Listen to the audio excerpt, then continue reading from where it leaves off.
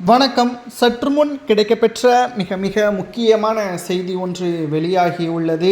அனைத்திந்திய அண்ணா திராவிட முன்னேற்றக் கழகத்தில் எப்படியாவது ஓபிஎஸ் அவர்கள் மீண்டும் அனைத்திந்திய அண்ணா திராவிட முன்னேற்றக் கழகத்தில் இணைந்துவிட வேண்டும் என்று நேரடியாக செய்தியாளர்களை சந்தித்து எனது அண்ணன் எடப்பாடி என்பதை நேரடியாகவே பேசிவிட்டார். டிடிவி தினகரன் பாஜக நினைத்தால் என்னை அதிமுகவில் மீண்டும் இணைப்பதற்கான சாத்தியக்கூறுகள் இருப்பதாகவும் அவர் உண்மைகளை போட்டுடைத்து விட்டார். இதை பற்றி எடப்பாடி பழனிசாமி அவர்களிடம் கேட்டபொழுது, கட்சியிலிருந்து நீக்கியது நான் கிடையாது, பொதுக்குழு செயற்குழுவில் உள்ள உறுப்பினர்கள் ஒருமனதாக எடுத்த முடிவுதான் என்பதையும் நேற்றே அதற்கான பதிலையும் எடப்பாடி கூறிவிட்டார். ஆனால் இன்று எடப்பாடி பழனிசாமி அவர்கள் உடனடியாக ஆலோசனை நடத்த வேண்டும் நிர்வாகிகளுடன் என்று பாஜகவும் டிடிவி தினகரனும் அழுத்தம் கொடுத்துள்ளதன் காரணமாக எடப்பாடி பழனிசாமி அவர்களது வீட்டிற்கே ஓபிஎஸ் அவர்கள் செல்ல வாய்ப்புகள் இருப்பதாக தகவல்கள் வெளியாகியுள்ளது. பழைய பிரச்சனைகளை மறந்துவிடுங்கள். அதிமுக என்பது திமுகவை வீழ்த்துவதற்காகவே எம்ஜிஆர் அவர்களால் உருவாக்கப்பட்ட கட்சி.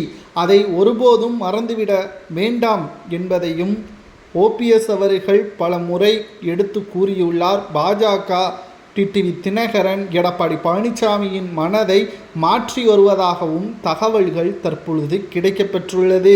எடப்பாடி பழனிசாமி அவர்களை பொறுத்தளவிற்கு தன்னுடைய பதவிகள் பறிபோகிவிடுமோ என்ற ஒரு பதற்றமும் இருக்கிறது. ஏனென்றால் இன்றைக்கு ஓபிஎஸ்ஐ மீண்டும் நினைத்து கொண்டு ஒருவேளை அதிமுக வெற்றியடைந்தால் அமைச்சர்களாக இருக்கக்கூடிய வேலுமணி, தங்கமணி மற்றும் ஆர்பி உதயகுமாரை மீண்டும் கைக்குள்ளே வைத்துக்கொண்டு எடப்பாடியின் பதவியை பறிக்க வேண்டும் என்று ஒரு அணியாக சேர்ந்து விடுவார்களோ என்பதுதான் எடப்பாடி பழனிசாமிக்கு பதட்டமாக இருப்பதாக தற்பொழுது செய்திகளையும் நம்மால் பார்க்க முடிகிறது.